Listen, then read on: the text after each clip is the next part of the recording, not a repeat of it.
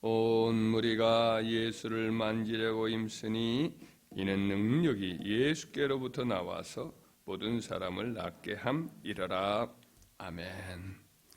오늘 본문 말씀을 보면 이제 예수님이 공적 생애를 사실 때에 사람들이 몰려들어서 예수님의 몸을 만지려고 애쓰는 것을 보게 됩니다. 이유는 이제 예수님의 몸으로부터 병을 고치는 능력이 나타나서 하여튼 만지는 사람마다 다 나았기 때문이죠. 문둥병자도 나았고 또 중풍병자도, 귀병도, 또 소경도, 심장병, 피부병 할 것 없이 싹 주님을 만나면 만지면 이렇게 낫는 거예요. 주님이 정상적으로라면 사람이 눈을 쳐다보면서 그 병에 아픈 것을 이제 알리면 그것을 듣고 손을 얹고 혹은 말씀으로 이렇게 고치곤 했는데 그런 통상적이고 인격적인 치유 절차를 밟을 필요도 없이 이렇게 사람들이 그냥 서둘러서 주님을 지나갈 때라든지 몸을 만지고 심지어 이제 옷자락만 만져도 12년 동안 혈루병으로 앓은 여인이 내가 예수님의 옷만 만져도 내가 나으리라.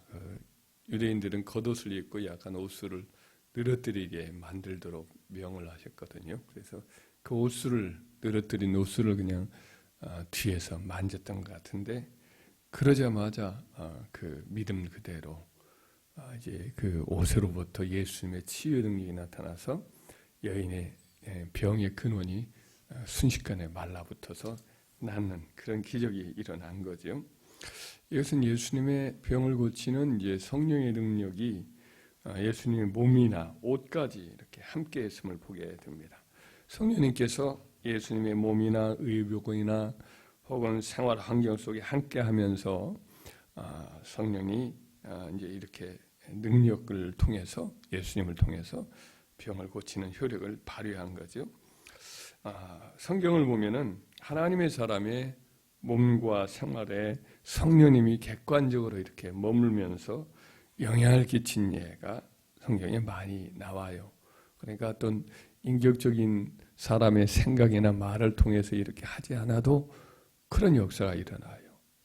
사무엘 선지자가 노년에 그의 고향에 집거를 하면서 기도하곤 했는데 은퇴 뒤니까요. 그런데 그 동네 자체가 성령의 임재가 강하게 나타나서 그 동네에 들어서기만 해도 악한 자의 악한 마음이 떠나게 되고 강제적으로 거의 반강제적으로 성령의 임재 아래 다 휩싸여서 칼창을 가지고 사람을 죽이려고 달려왔던 사람도 칼창을 내버려두고 그냥 엎드려가지고 땅바닥에 누워서 예언을 하는 그런 기적적인 역사가 일어나는 것을 보게 됩니다. 우리나라 마치 1907년에 대부흥운동 때에 그 모인 그 집회 장소에 그냥 뭐 때문에 사람들이 들어가나 하고는 구경 삼아 왔다가 이제 성령에 압도되어서 죄를 회개하고 예수님을 영접하는 그런 역사가 일어난 것과 비슷한 거죠. 엘리야 선지자도 사렙다 과부에 이제 그 아이가 죽다 보니까 그 아이 위에다가 얼굴을 마주대고 눈과 눈을 마주대고 입과 입을 마주대고 손과 손을 마주대고 발과 발을 마주대고 엎드려 있었어요. 그랬더니 그 아이가 살아나죠. 엘리사 선지자도 마찬가지로 수넴 여인의 아이가 죽었을 때 그의 머물던 다락 위에다가 올려놨는데 다락 침대 위에 아이 위에 얼굴을 또 마주대고 몸을 비비고 그리고 나와서 마당에서 한 바퀴 휘휘 쳤다가 또 올라가서 또 하니까 아이의 몸이 따뜻해지면서 7번 재채기를 하고 다시 살아나는 역사가 일어나지요. 바울도 드로아 항구에서 길게 설교하니까 졸음을 못 견디고 창가에 있었던 그 청년 드고라는 청년이 졸다가 그냥 떨어져 죽었어요. 근데 바울이 2층에서 데려와서 그 청년을 안고 청년에게 생명이 있다. 그 모습이 이제 엘리사 선지자와 거의 같은 그런 모습으로 안고 있으면서 그 아이의 생명이 다시 돌아오도록 하나님이 역사를 하신 거죠. 이와 같이 이제 그 어떤 인격적인 교제의 역할 없이 몸으로 이렇게 성령의 역사가 전달되는 걸 보게 됩니다. 심지어 어느 정도냐면 엘리사 선지자가 죽은 다음에 이제 무덤에 묻힌 지가 꽤 됐는데 마침 그때 모압 적당이 침범을 해서 사람들이 이렇게 도망을 다니고 그런 입장인데 장례가 났으니까 장례 치르는데 적당히 나타나서 도둑제가 나타나서 막 쫓아오니까 장례 치르다가 말고 장지까지 가기 전에 그냥 엘리사 선지자의 묘실을 열어놓고 거기다가 돌아가신 분을 그냥 던져놓다시피 하고 가는데 그 사람이 엘리사 선지자의 뼈에 몸이 닿자마자 시체가 살아나요. 이와 같은 모습을 보면은 성령께서 그 성령에 속한 하나님의 사람, 성령의 사람의 몸에 혹은 그 사람의 부속품에 혹은 그의 살던 장소에까지 그냥 객관적으로 머물러서 독자적으로 능력을 행사하는 그와 같은 모습을 보여주는 거죠. 죽은 지 오래된 뼈에까지도 그 성령의 역사가 잔존해 있어서 능력이 나타난 것을 보게 되지요.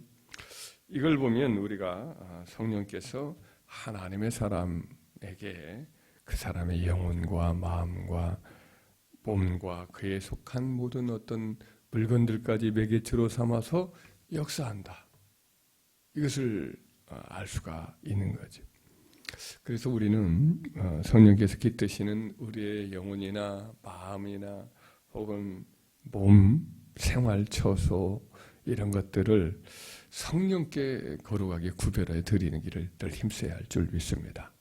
우리 몸과 마음 속에 우리의 마음 속에 세상 것은 세상적인 것, 죄에 속한 것, 더러운 것, 악한 것, 하나님의 성령이 가증히 여기는 여러 가지 우상 숭배나 잡신 숭배 이런 것들이 일체 틈타지 못하도록 지켜야겠지요. 물은 지킬 만한 것보다 더욱 내 마음을 지키라.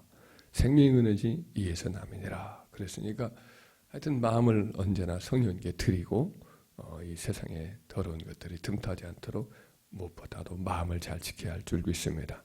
몸도 마찬가지죠.